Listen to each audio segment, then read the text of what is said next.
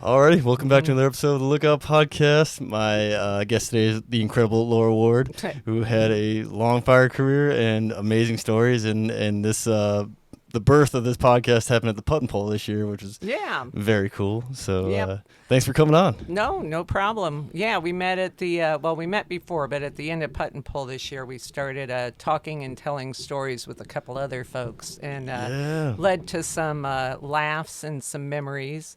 But yeah, I started as a GS1, I think is how that conversation started. I was hired in Oregon on the Lolo Ranger District, which I don't think exists anymore. I think it's the south zone of the Willamette. Oh.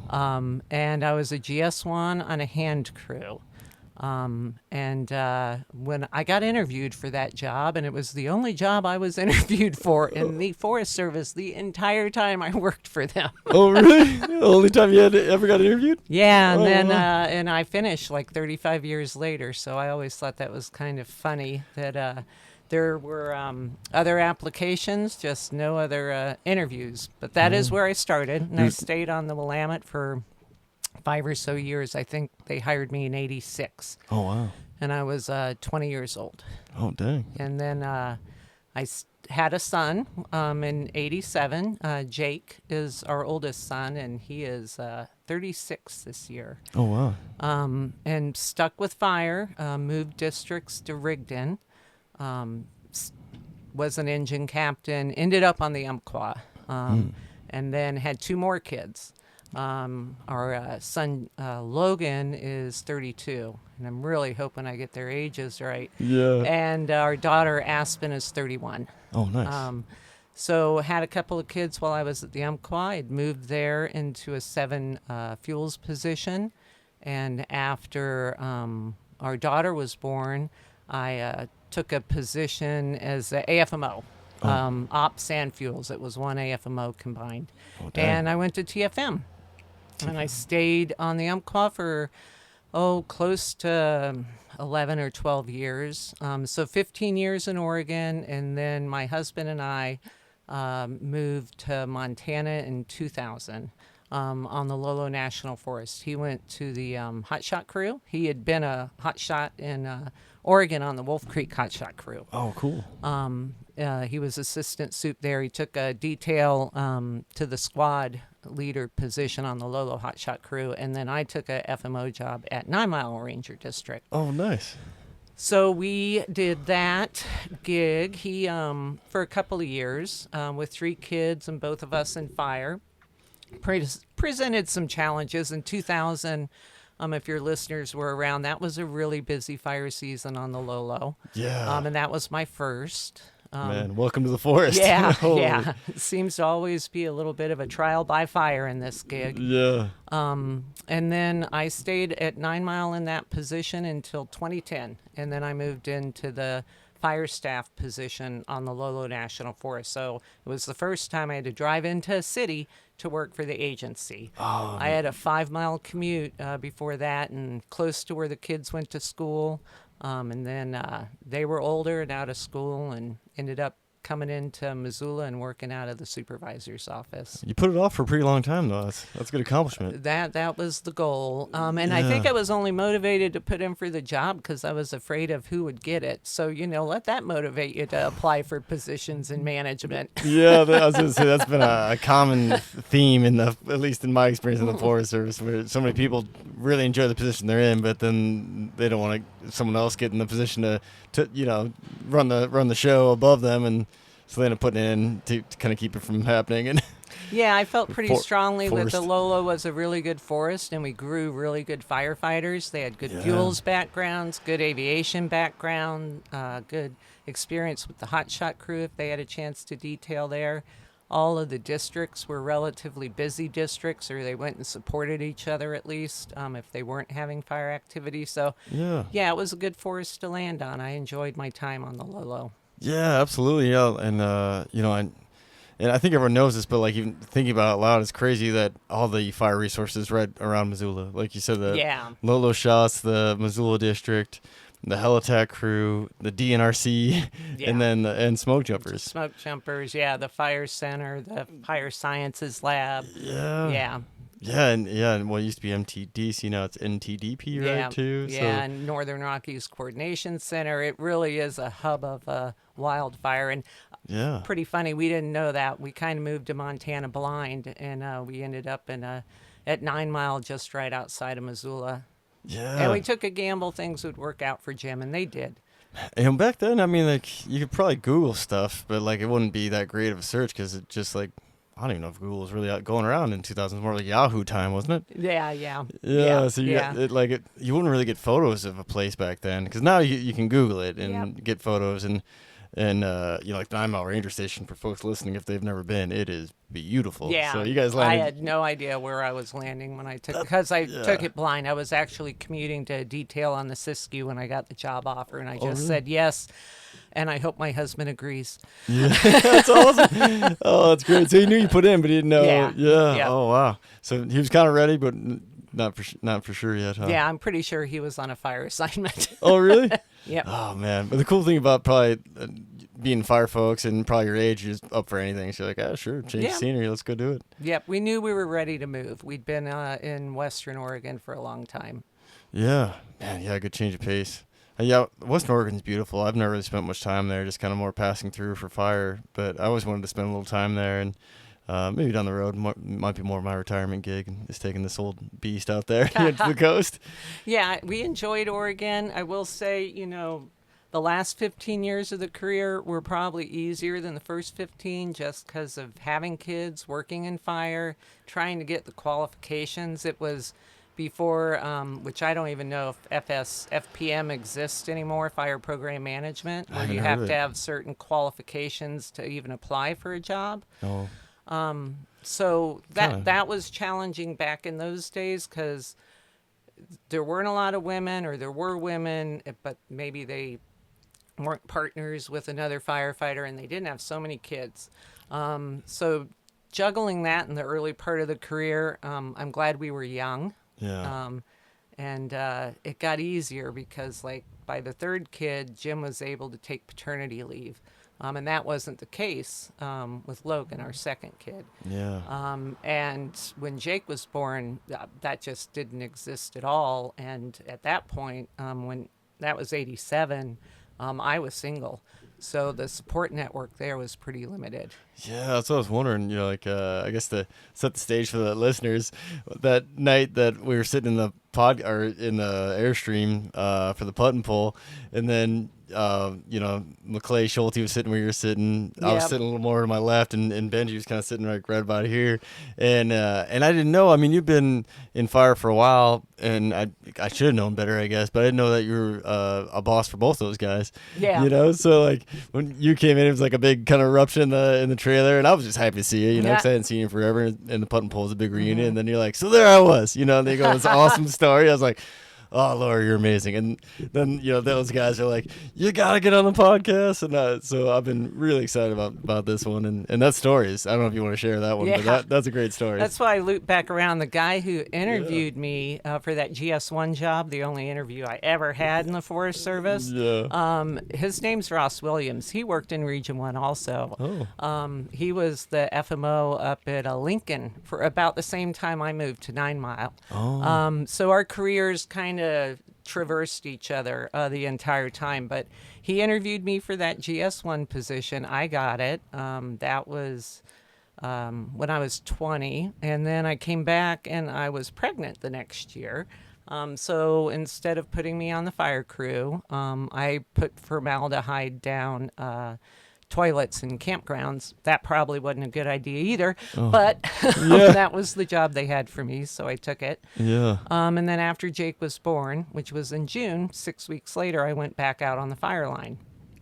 That was kind of the way things worked because nobody really knew any better. Nobody had a young woman on their crew that had a baby, and I was a temporary employee at the time, and then they needed to put me back on the crew, so they did. Yeah. So I went on a fire, and my son was 6 weeks old, and I was breastfeeding him. And my partner at the time, his dad, would sneak into the fire camps and Nomex shirt so that I could continue breastfeeding Jake and keep the milk production going, if you don't know how that whole biology works. Yeah. And then when he couldn't do that, I would have to pump milk and just toss it. So I'd go take a break, be discreet, pump milk and toss it in the woods, and put the breast pump back in my lunchbox.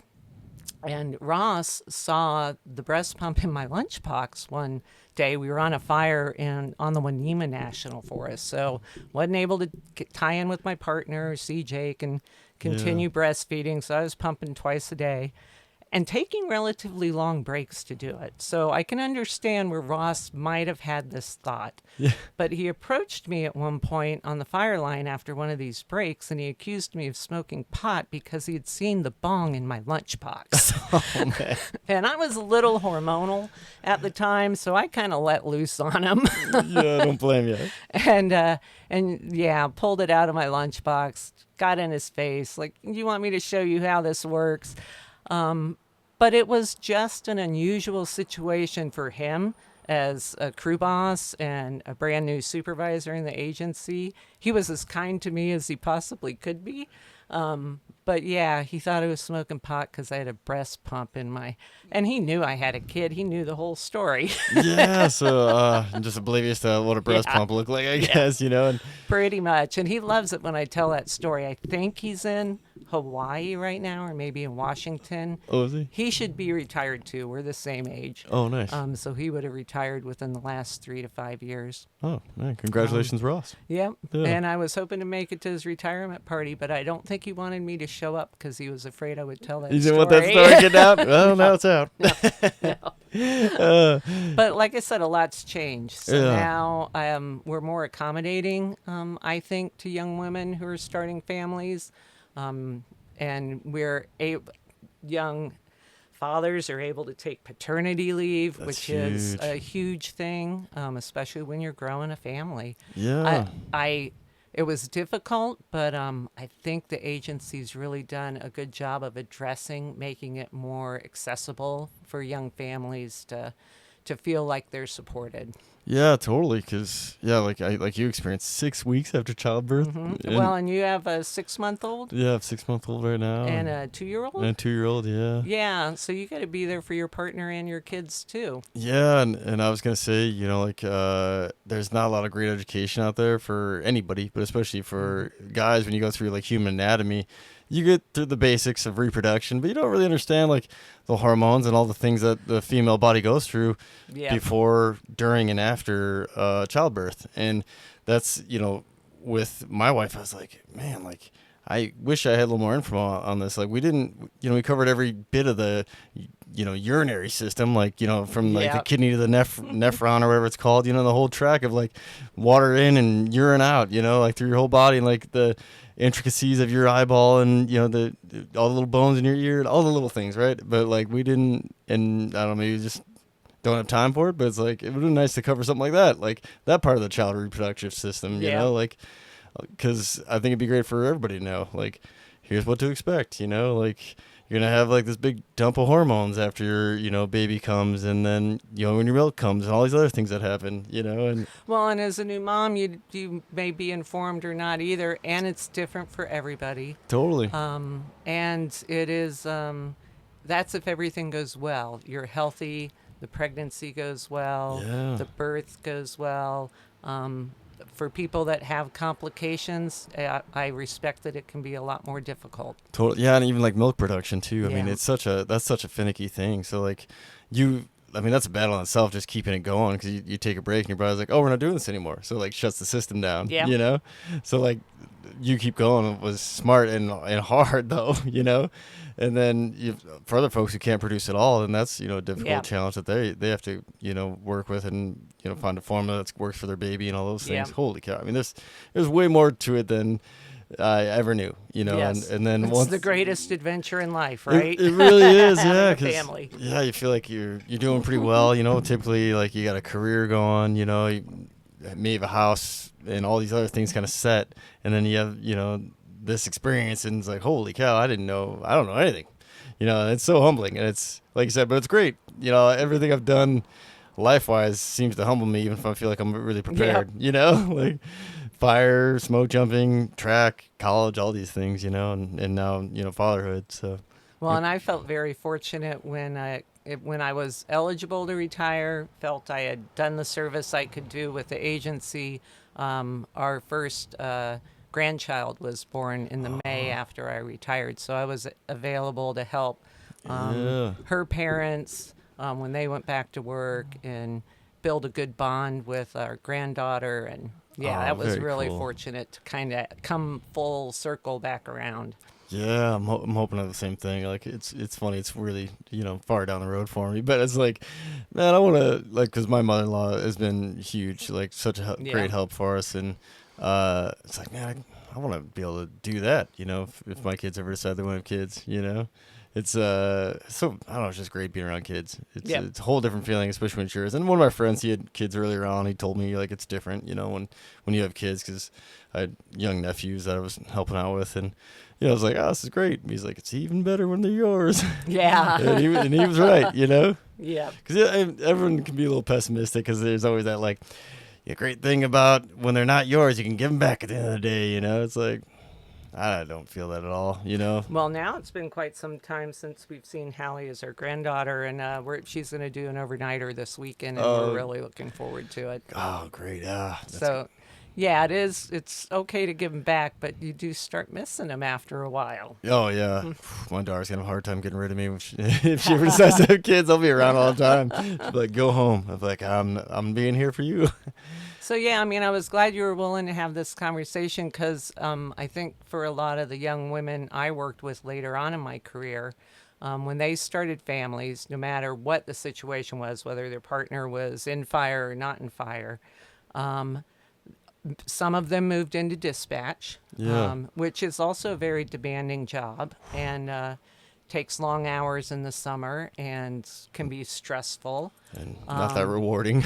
Yeah, and it can be somewhat accommodating to a young mother in the workplace, but you still got to sit in front of the radio or take care of orders or whatever the task is that needs to be met.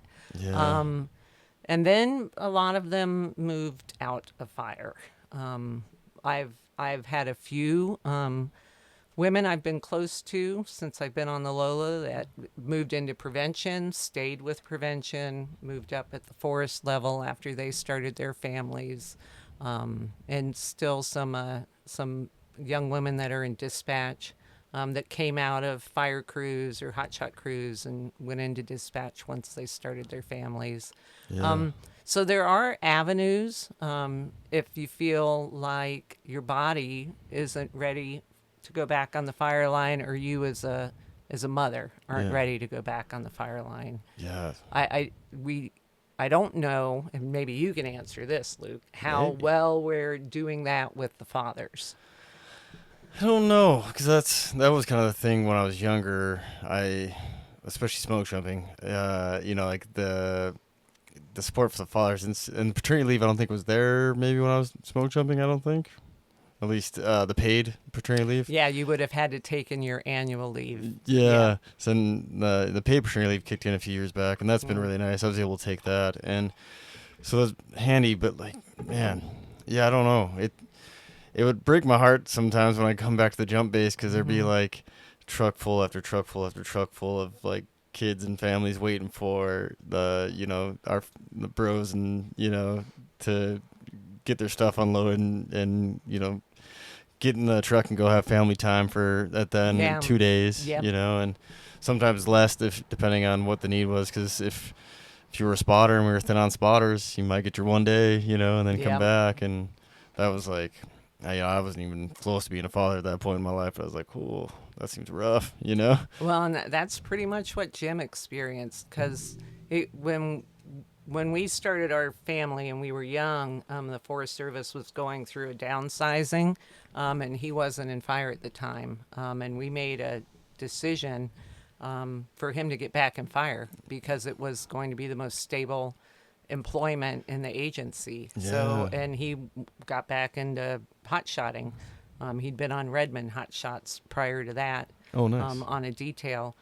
So yeah, he went back into Wolf Creek IHC Job Corps program, but runs a hotshot crew out of Oregon. Oh, And then he stayed in fire and came to the Lolo hotshots, like I mentioned earlier, when we moved here. And the kids were, I think, somewhere around 5 and 6 and 10, something like that, when we moved here. yeah. And yeah, he'd come home for 2 days and then he'd be back up.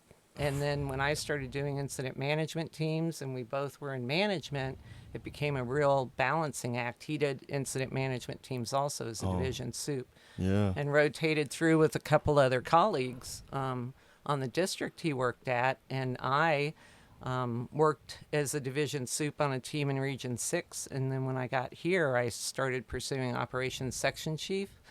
So we had to balance that. And one of the funniest stories about balancing that is he went to Eagle, Alaska with incident management team on a fire. I'm not going to remember what year. It's the American River fire. But he went, I was up as an ops trainee, so my control over my availability wasn't, really mine. If I got called, I needed to go because I was working on a task book. And I got called while he was gone. So I had a friend I worked with. She was the forest aviation officer here on the Lolo. She came and stayed with our kids, brought her funny little poodles, and watched the kids for a few days. But I ended up going to Eagle, Alaska. So Jim was driving out on a 100-mile dirt road, and I was going in on a bus on a 100-mile dirt road to the same fire. Oh, whoa. So, yeah, and we never saw each other, but we were, communicating. We knew we were going like this. Yeah. And that's one of the only times that we weren't able to balance it, or make sure somebody was home or en route home before we took off. Another one was when the I-90 complex broke. Oh. And that was in 2005. Yeah. And I was the FMO at 9 Mile at the time. I'd gone on an assignment as an ops trainee over to Idaho that afternoon. The I-90 complex started. It was 32 starts along I-90 between basically Frenchtown and Superior. Oh, wow. And he went out as a Type 3 IC.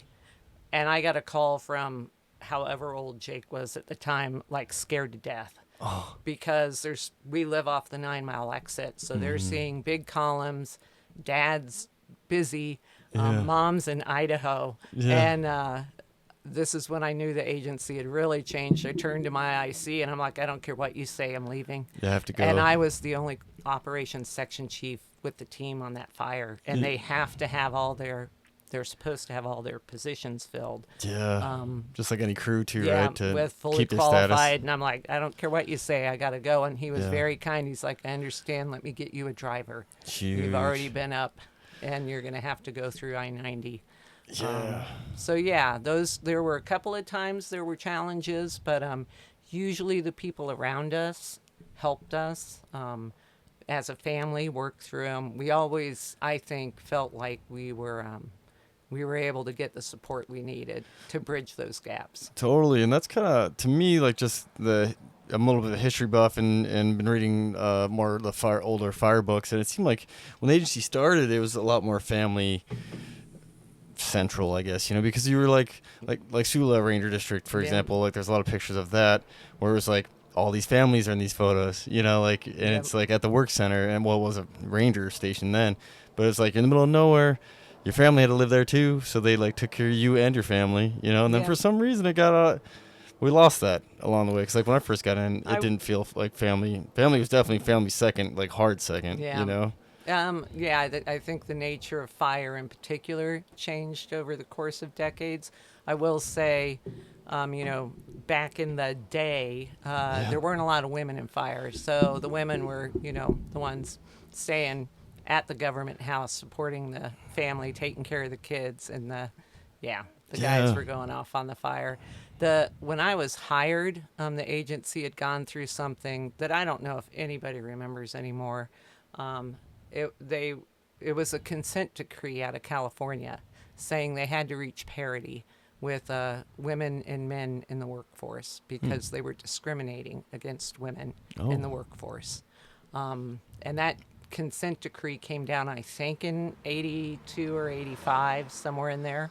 And Yeah. a lot of programs in the agency were built around recruiting women into some of the more non-traditional positions in the agency at that time, and into leadership positions. Yeah, I was gonna say, just from information that I kind of just got, like I was around like 82, maybe even 81, because I think it's when Deanne Schulman, first female Oh, smoke jumper rookie, was all in right. 81 or 82, Yep.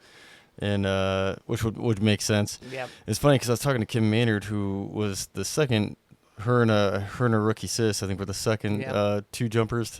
female jumpers to jump, and she got the same thing. She like wasn't really a thought to her that there wasn't any like real female jumpers. She was just like, I thought this was a cool job, I'm gonna go do it. And I was like, yeah, kind of same. Like when I first got into smoke jumping, I didn't think like it wasn't even a thought in my head that there wasn't that many female smoke jumpers. It was more like, girls must be smarter than boys, and this is proof because you're not getting paid anymore. Yeah. You know, you're going through a hard training.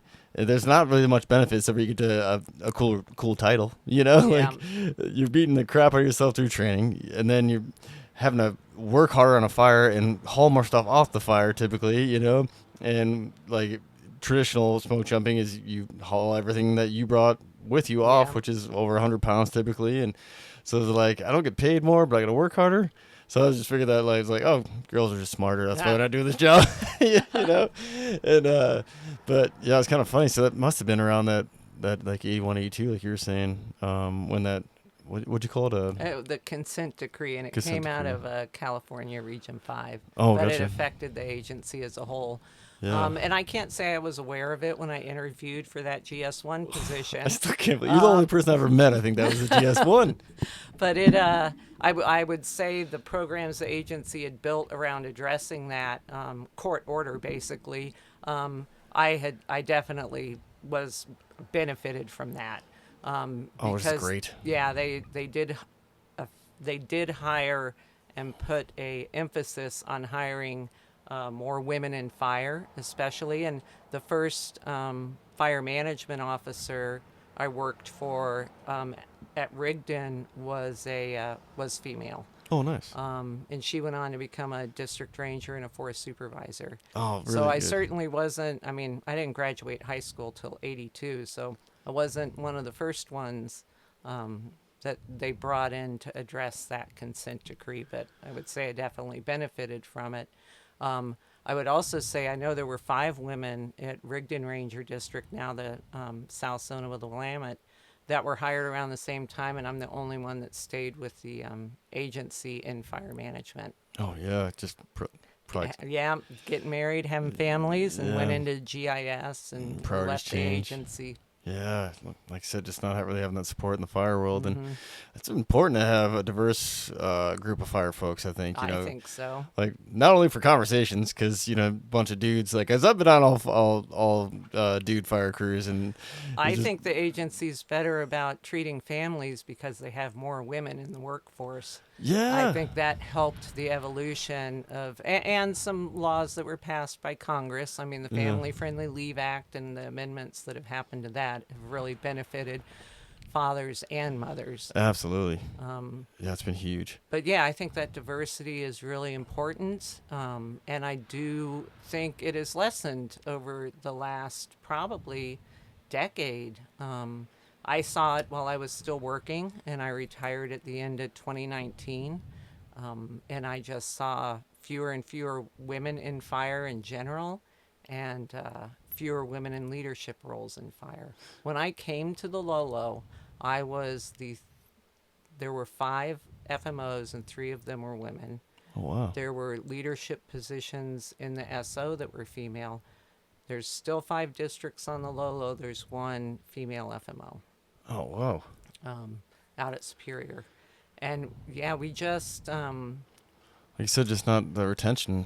And I also think the recruitment, I'll speak quite frankly, I think some of our hiring practices just led us down a path where it's hard to fill jobs for one. Really You take what you get on the cert. There's no time to do outreach and recruitment to really be effective. yeah. And you're working through Albuquerque Service Center, and your ability to have control over what that cert looks like is limited. Yeah, totally. And if you're not hitting all the boxes, there's that. Mm-hmm. I think it's an automated system that it It first goes is. through, right? That Yep. if you don't even have your verbiage right, you could be saying exactly what you're supposed to say, but if you don't hit those right words that the system wants to see, it'll kick you loose, and you're like, Mm-hmm. I'm doing the job right now, you Yep. know?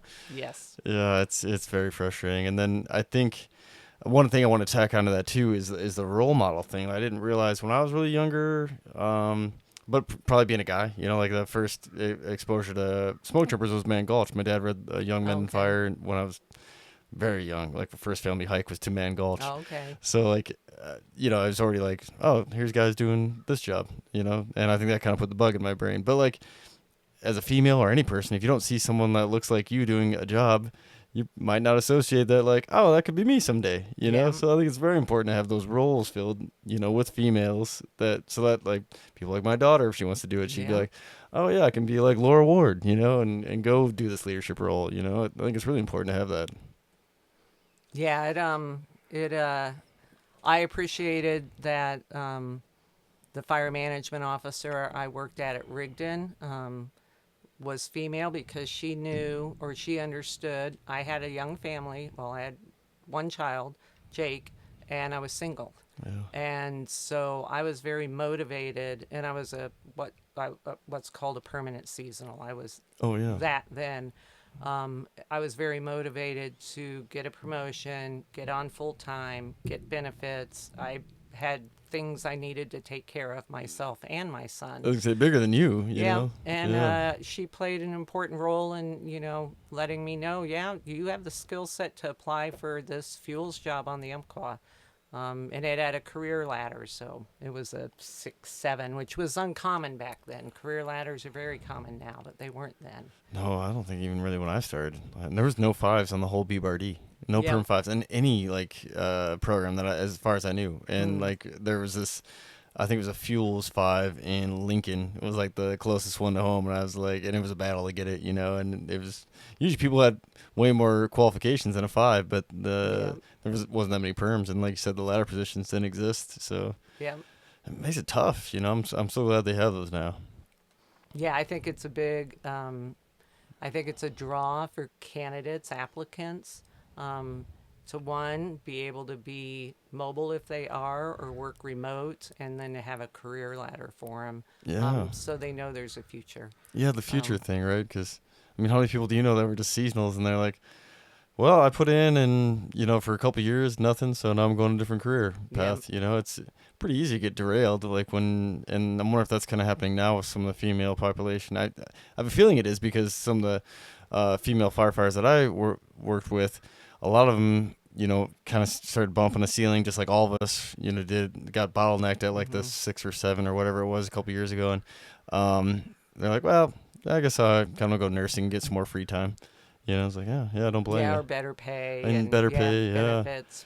Yeah, better schedule, and I think a lot of us had that mutual feeling of being in these beautiful places fighting fire, Yeah. but not actually being able to enjoy it. Like, I've been to a lot of amazing places and never on vacation, like, Yeah. I hadn't been to Glacier until I pretty much got out of fire, Ah. So, like, and it's right there, just never had the time. And then also, like, after fire season, it was hunting season, and then also I didn't really want to be camping anymore. Yeah, So yeah. it's smoke jumping, you're always camping. So I was like, I don't want to be in a tent anymore, or even just, in a sleeping bag. So, but then you get the itch again come spring. You're like, yeah, I'm ready to get back after it.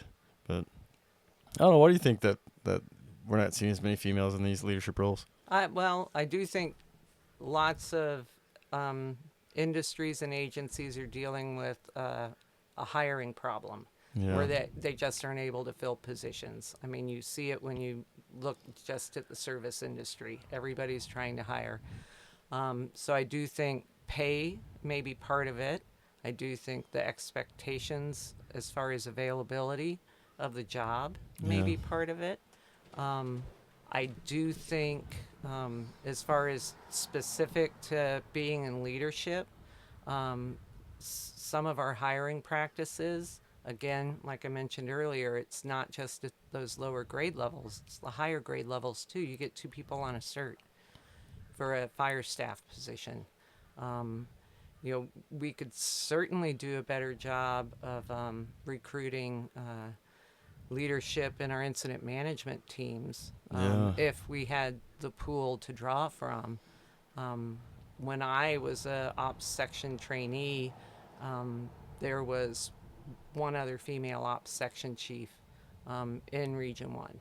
Yeah. I've known one female incident commander in Region 1 in Like my career. type 1? Well, they don't have types anymore, Oh, is my yeah, understanding. that's what I heard, yeah. Yeah.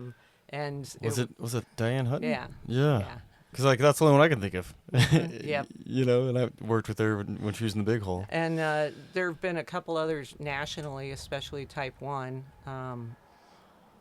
But it's certainly, and the operations section chief has still, I've met maybe 2 other ops section chiefs that were female. And for me, as I aged gracefully Yeah. Yeah. in my position, I bridged over to plans section chief and fulfilled that role on incident management teams because it was literally time to let somebody younger step into that operations section role. Yeah. Because if you do it right, it can also be physically demanding.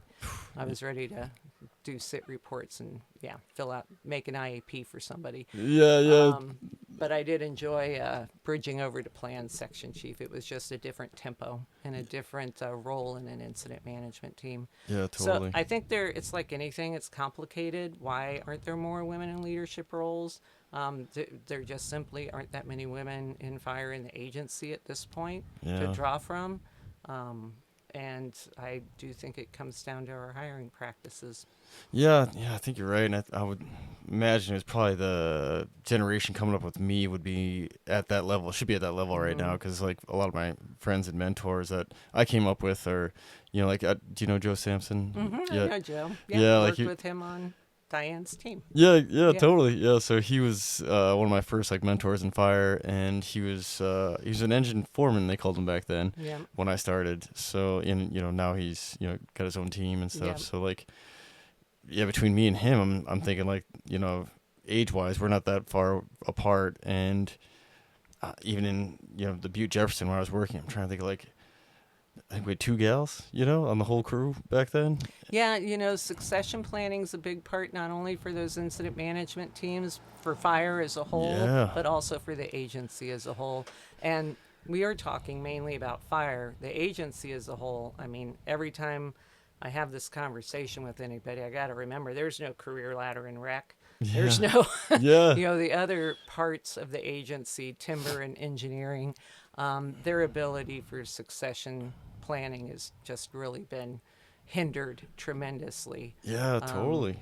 With the way the agencies dealt with their hiring since the past, 15 or 20 years? Yeah, I'm saying, and maybe it was like this before, but what I've noticed too is that the latter thing we're talking and training our own people, we're getting so heavy on college degrees in some positions. I think a GIS position, I don't know if you can find one that's not like a 9/11. I don't think there's a GS 4.5 GIS trainee position out there. At least I haven't seen it. So even some of the ladder positions are higher ladders, so you have to have a master's or something. So we're getting college students, but also those college students, if they want to, can go out and make a lot more money in the private sector than with the Forest Service, because Forest Service can't compete. Yeah, so just like an engineer. Just like engineering. Yeah, totally. So it's man, I understand some of these positions, probably like engineering, need a college degree, but I don't know if GIS really does. I mean, we have a lot of training that we could probably do to get someone to that position, and mentorship. So maybe some of that would help. I don't know. Because even I was looking at the GIS positions, and I don't think one of them really even required a degree, but it was a 9/11, and I was we just need some experience in it, and everything we do pretty much involves GIS anymore. So I did think a couple of the great succession planning efforts that the agency did specific to fire was one, after 2000, we had the first fire hire, and we converted a lot of long-term temporary employees into permanent seasonal employees. Yeah. And then after that, it was about another 5 years, and we started really implementing fire program management. So those qualifications that we were all chasing as individual employees became a necessary thing to apply for the next job. So, Oh yeah. as a fire management officer, I always had a expectation. If you worked in my program and we were going to hire you as a GS5, I wanted you to be an ICT4 or an ICT4 trainee that was about to get signed off, because I need an ICT4 Yeah. for my staffing.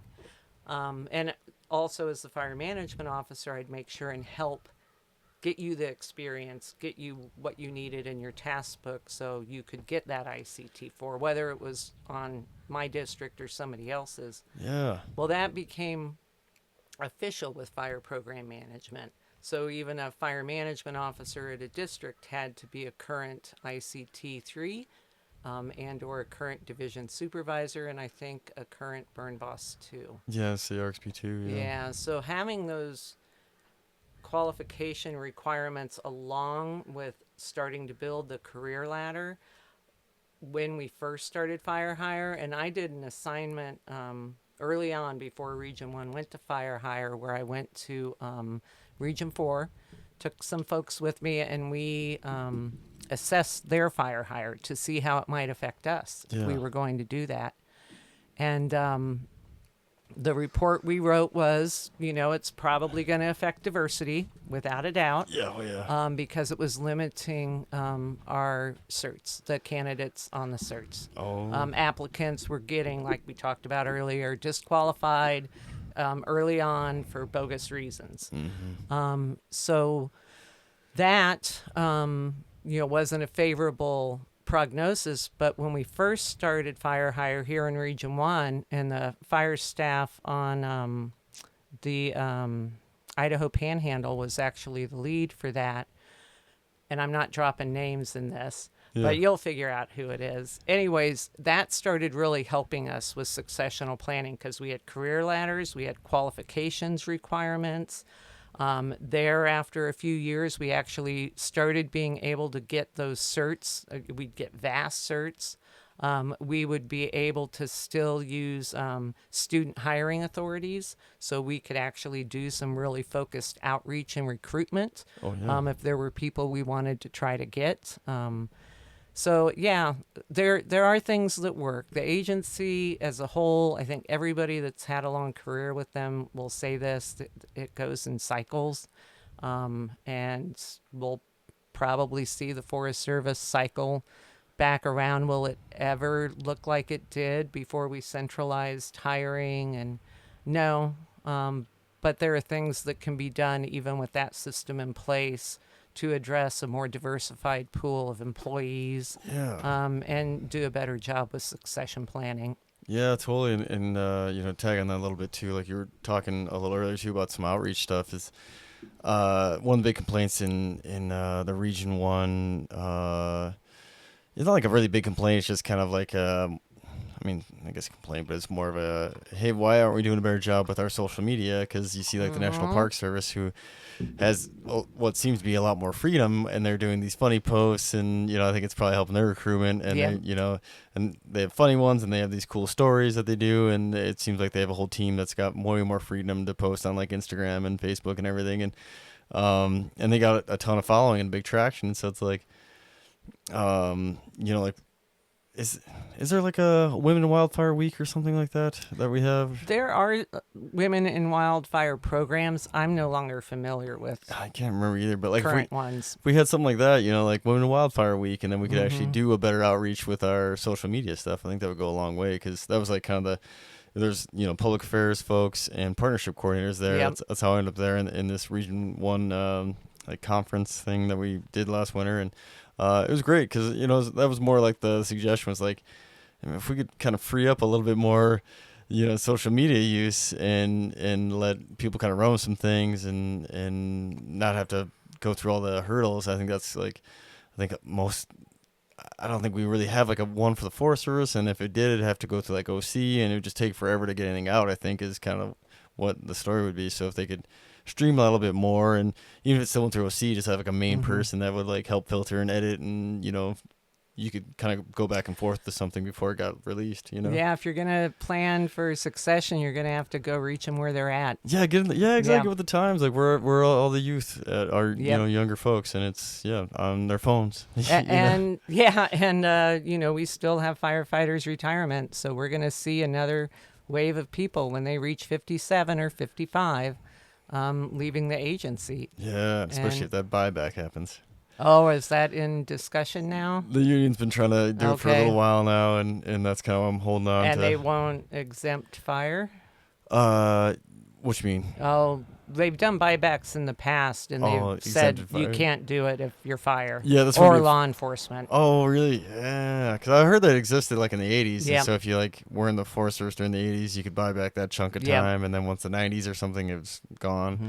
But yeah, it was going to be specifically for fire, I think. So oh, I may have misunderstood. You're talking about buying back time, not a buyout for retirement. No, not a buyout. Right. Yeah, because I heard about that too before. As the buyout, especially if they were going to get rid of your position or because people have been talking about that lately. Because the chief said something about the attrition rate in the Forest Service isn't what is normal. So I don't know exactly what was going to become of that, but if they were going to maybe have more incentive to take your retirement when you're eligible versus just no one can afford to retire is I think why it's happening right now. And it's a personal decision when you make it. It's it's hard for some people to make that decision. Yes, man, I can totally get it, and especially there's so many programs, not just fire, that is your life. Talk to NEPA planners who have been trying to get NEPA through for some fuel project their whole career pretty much, and so they probably don't want to retire until they can get that thing pushed through and see their project finally get at least put in motion. So I get it. But not me. If I get that buyback, I'll be out here as soon as I can. But my concern is more the health stuff. All the new stuff they would come out with the presumptive diseases. Did you see that? No. Jonah actually was the first case, I think, because of his tumor. So I think it has a list of different tumors. If they're cancerous, it's listing the presumptive diseases for the Forest Service Wildland Firefighters, and I'm trying to think what comes along with it. But I think benefits and retirement. I think if you have these, and it's just they presume that you got it being a Wildland Firefighter. Oh wow! So, no, I'm completely unaware. Yeah, I'm not doing a great job of describing it, so apologies. But because I had a kidney tumor on my kidney a couple years ago when I was working for Benji, and so hoping to kind of use that to help get my firefighter retirement back. And because I was forced out of fire because of illness, I just couldn't do the job anymore. I'd been absolutely worthless and more of a risk on the fire line because of the tumor and my Crohn's. So yeah, but so they're talking about trying to get the buyback as well, because now these ladder positions where it's a 3, 4, 5 or whatever the positions are that are 4 5s, and people are able to start collecting retirement a lot earlier, where my generation and your generation, you, like I said, I'm a whole BRD, a perm 6 was the first perm that you could see in fire, so it's so many people put in 10 years or more just trying to get to a 6, a GS6 level, starting off at a 3, and then not too many people were leaving, so it was a little more challenging. And so I've got 12 years or something, built up in seasonal time that I don't have, that doesn't count towards anything. So that'd be huge for me if I can afford it, I guess. Yeah. Well, we'll see how that goes. But that was supposed to be on the Tim Hart Act, I think, originally. And, but when the Tim Hart Act, at least as far as I understand, when the Tim Hart Act was first presented to Congress, it was huge, and so they had to trim it down and take a few things out. And so I'm not sure where they're at with it now, but. That was one of the things that to help folks maybe get to retirement sooner, and at least eligible sooner for the fire community. I don't know if it'll ever happen though. I mean, they did in the 80s, so I don't know. But like you said, I don't think it was fire though. I don't know. I don't know what that entailed. My confusion was about the buyout that occurred in the 80s Yeah. for retirement. They just didn't let law enforcement or firefighters do it. Oh, really? Because they were the downsizing during that time was mainly because of the timber program. So it was timber and engineers and Was it spotted owl stuff going on then? Yeah. That's when I was in Oregon. Oh, gotcha. Yeah, And Woody Owl took a reprieve. Yeah, and then we ended up with one of the first forest plans out of the Clinton administration that was the Northwest Forest Plan for all of the national forest in Region 6 on the west side, specifically for managing for the owl. So the whole agency had to adjust at that time. Yeah, so the agency can adjust. Yeah. I mean, it's those cycles I mentioned. Yeah. Anybody who's been around long enough, it takes a while to actually, turn a ship, but the agency can make adjustments and do what they need to get a workforce in place that they need for the future. They just have to have the awareness that it needs to be done and the will to do it. Absolutely, yeah, and motivation, like you said, and sometimes a little bit of a push. Maybe I heard rumor that the National Park Service's social media team came about when COVID hit. There was just some rogue employee that was running their Instagram and Facebook, maybe Instagram for sure, and they were just uploading funny stuff that wasn't bad. It was just like not approved and not like in the basic like come to Yellowstone geyser photo, it was like something funny and geyser photo, and like all these like witty things, and people were at first not real happy about it, but then they saw like the positive feedback they got. I mean, all of a sudden, like overnight, I think they had like millions of followers and likes and a lot more views, on their channels, and so like, oh, maybe we'll keep doing this, and so like they got a little bit of a push, and then I think the Forest Service is trying to go that way, but it, like you said, it's just a giant ship, and it takes a little bit to course correct or change course. So, and then unfortunately, it seems like it's always the people who are on their way out that are able to make the change, and they don't seem to benefit from the change, but they help the generations coming up. So maybe that's what's going to happen here. I think I'll probably be part of that a little bit, Well, the mission of the agencies stayed the course.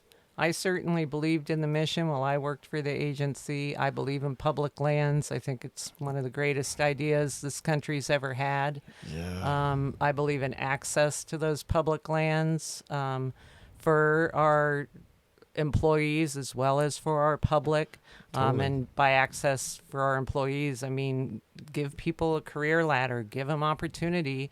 More remote work seems to be working for people. I've ran into a couple of colleagues that are now still living in Missoula because who can afford to sell and buy a house anymore, but working in Region 8 out of their regional office and doing everything remotely unless they need to go back for specific reasons. Yeah, and sometimes just like showing up for a training, you know, like once a year or something. And yeah, I mean, so much stuff is online now, and it makes life a lot easier, to have that flexibility. And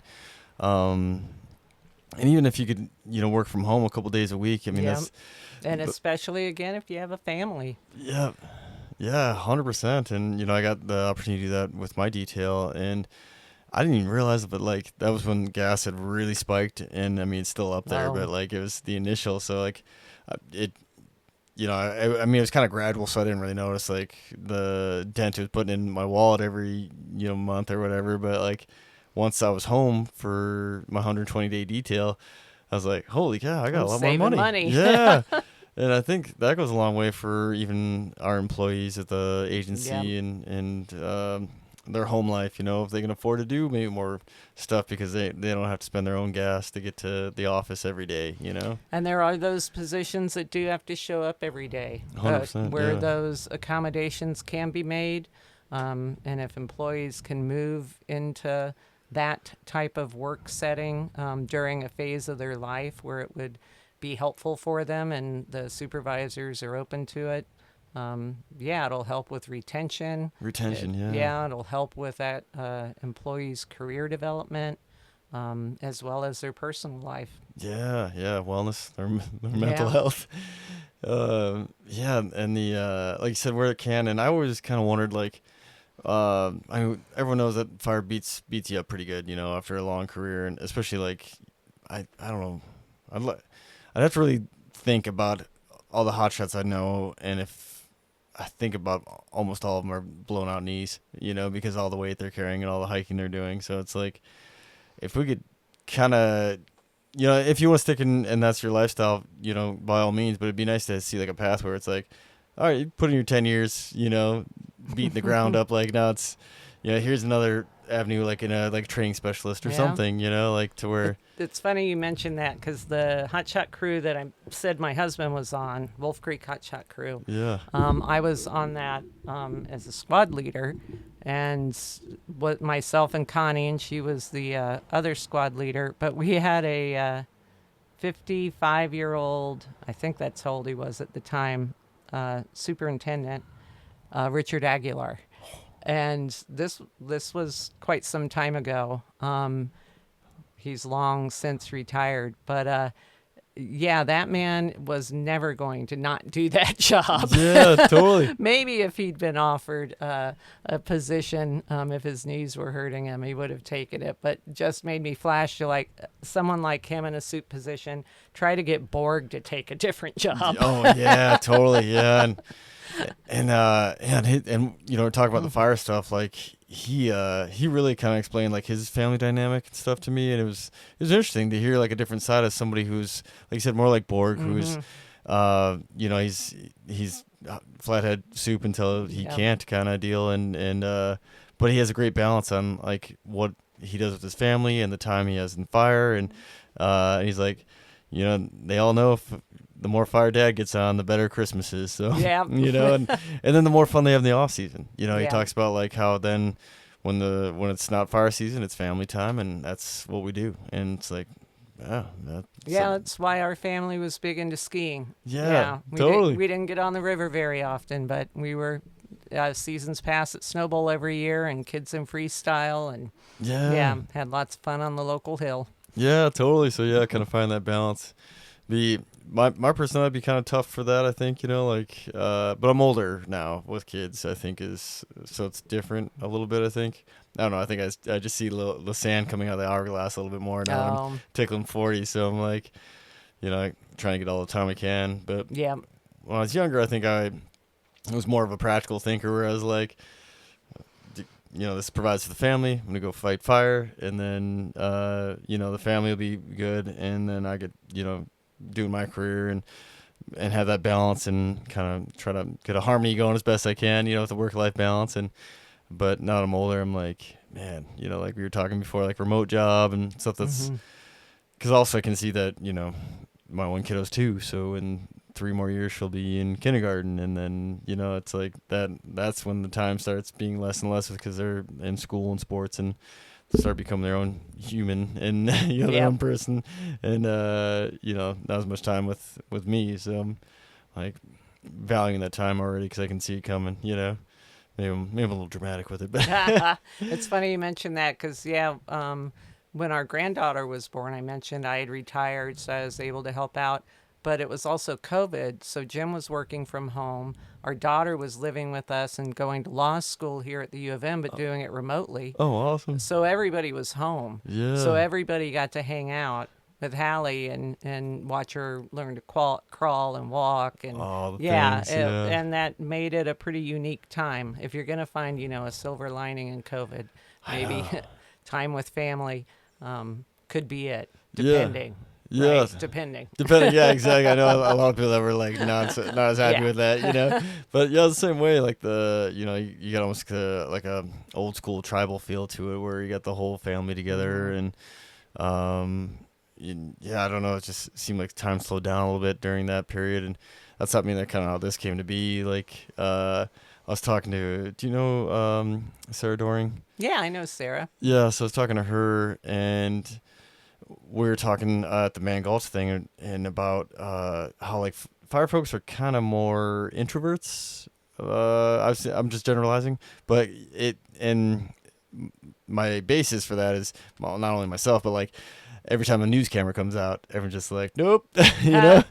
So like this is kind of rare for a fire person to want to be on that. And then like, so like even this, you know, having like a fire person starting a podcast is a little more rare because it seems like most of us in the fire community don't want the spotlight at all. You know, like we're quiet professionals more in a sense. And but like when I was in COVID, I was like just thinking about, well, I was laid up. I had the tumor.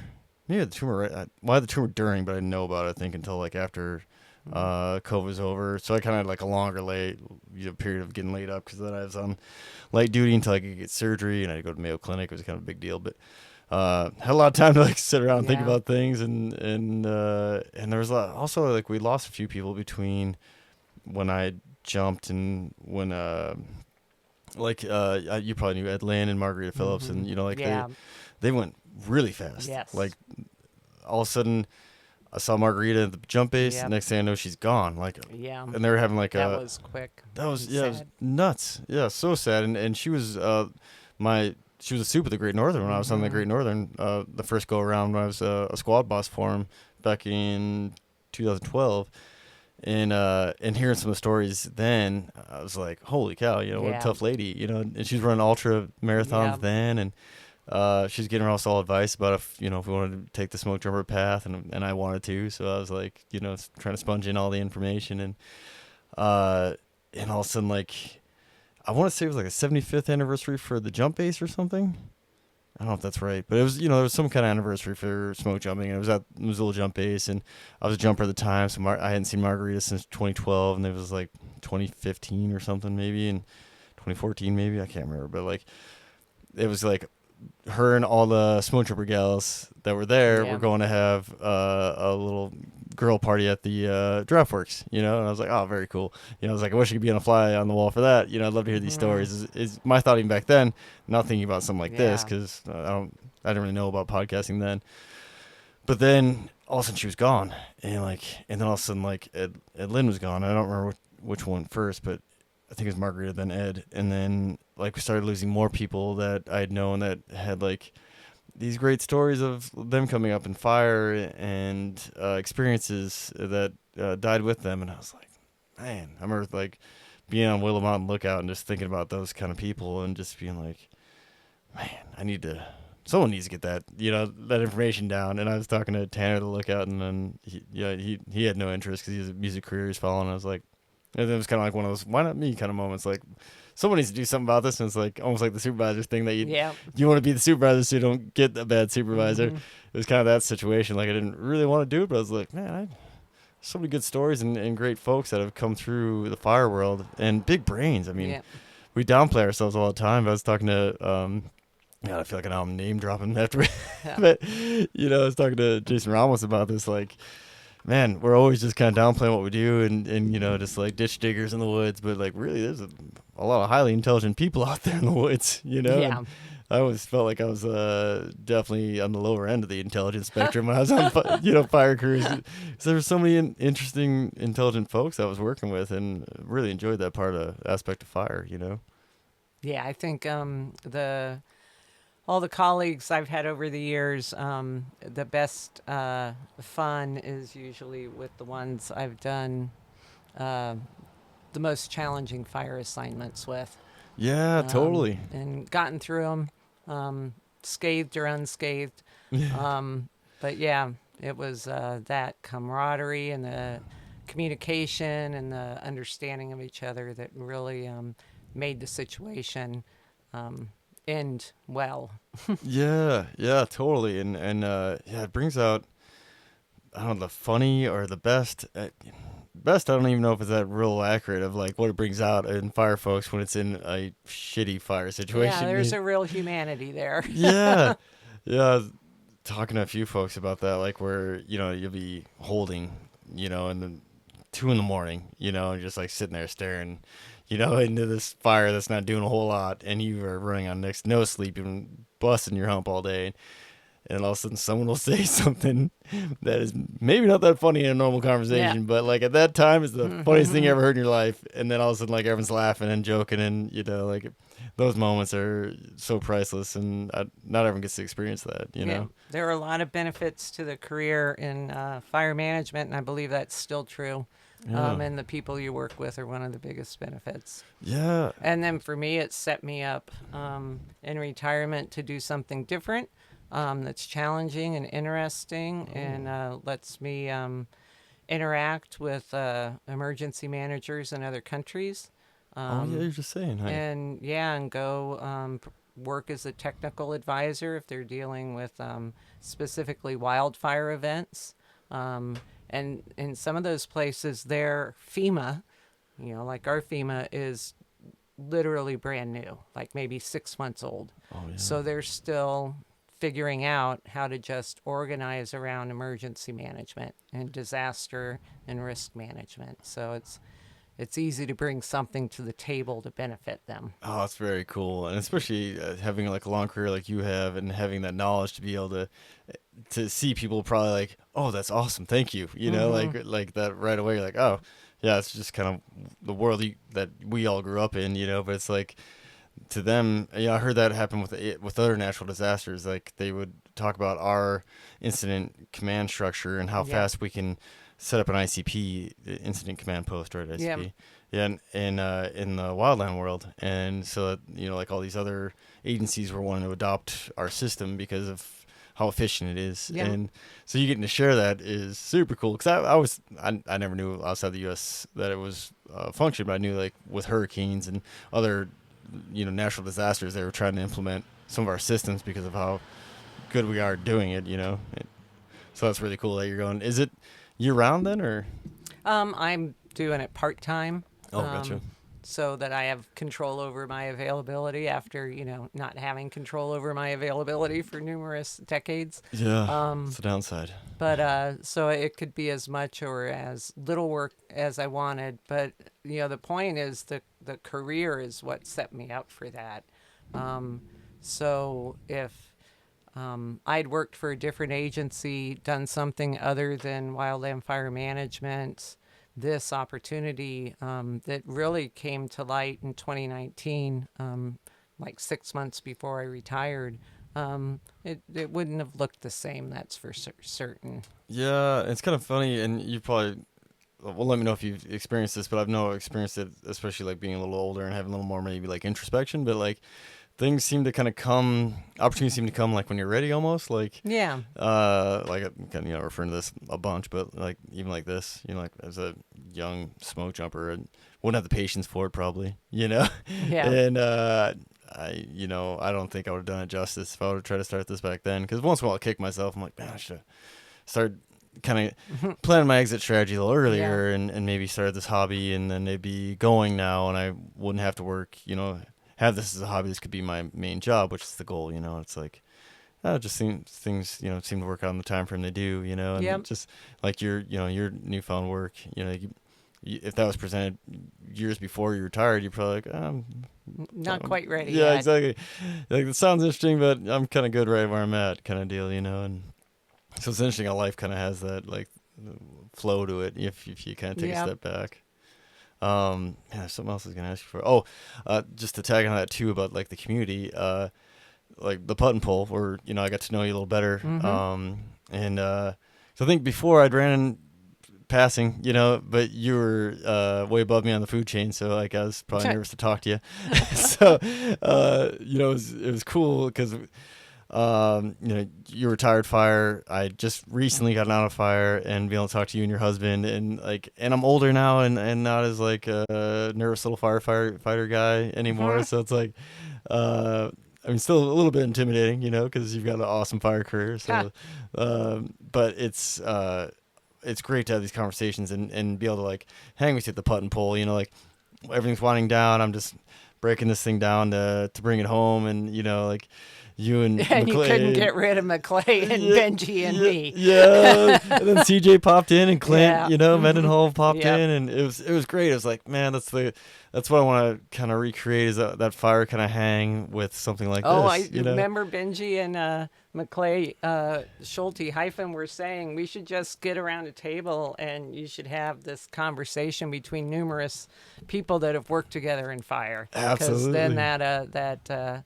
that feeling would really come through, of that camaraderie and that friendship that just those shared experiences provide. Yep, absolutely, and that's kind of what I was getting into, is that, I didn't know much about your fire background at that point, but two of my good buddies had worked for you, so then all of a sudden these stories start flowing, and when you started by coming into the Airstream with your story, and then that they started tagging on and asking you questions, Yeah.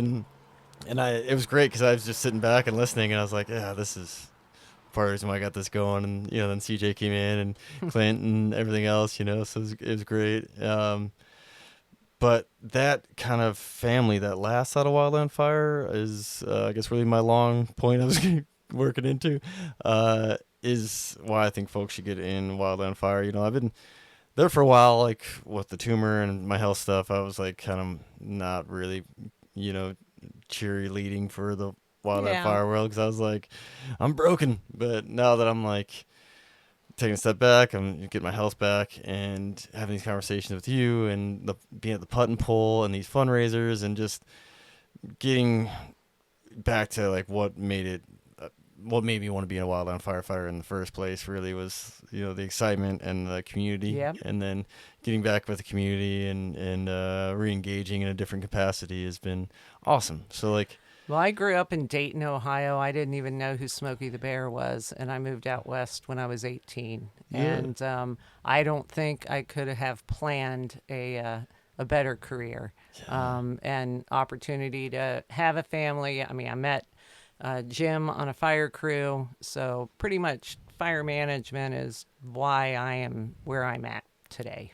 Yeah. Oh, that's awesome. I didn't ask you, actually, when you're going through kind of the history of like your family in fire. Did any of your kids still in fire? No.